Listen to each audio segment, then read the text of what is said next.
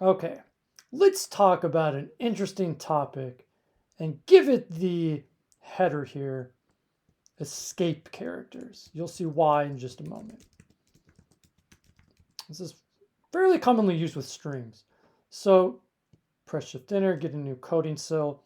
Now, one of my favorite bookstores in the Bay Area in Berkeley is Moe's. Okay, so Moe's, if I want to sign it as a string, I would put in my single quotation mark. Do that with me. And then it's M-O-E apostrophe S. So if I write M-O-E apostrophe S, that's what happens. That's clearly not right. So why don't I try to put another quotation to close it?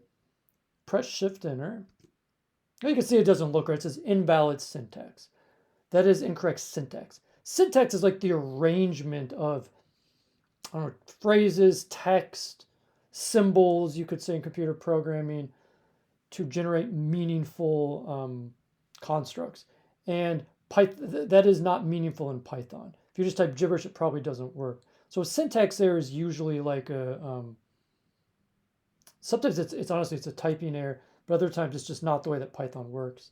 So in this case, what's going wrong here? Well, it starts with the single quote, but when Python sees the second like single quote, it doesn't know you're meaning an apostrophe there. It says that's the end of the string. So writing an S after that doesn't know how to interpret that, and it probably stops there, but it's as if you're starting a new string. So how do we fix this? Well, there are in fact two ways. One way is to say, well, you can use single or double quotes.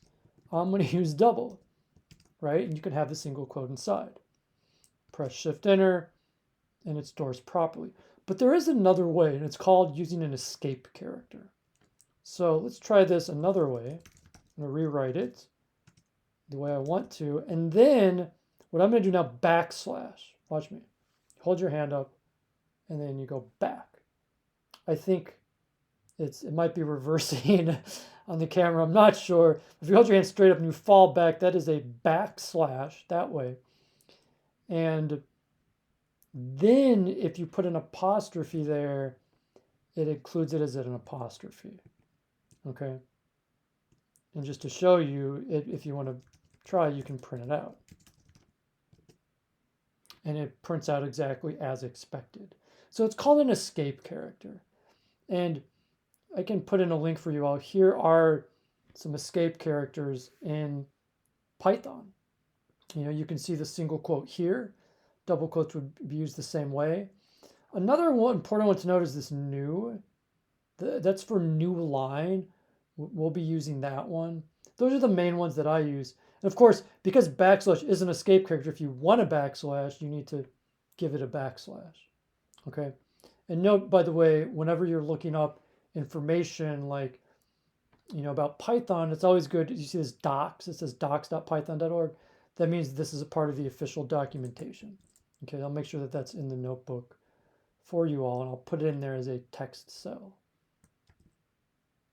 It looks like Colab automatically interprets it as a link, which is great.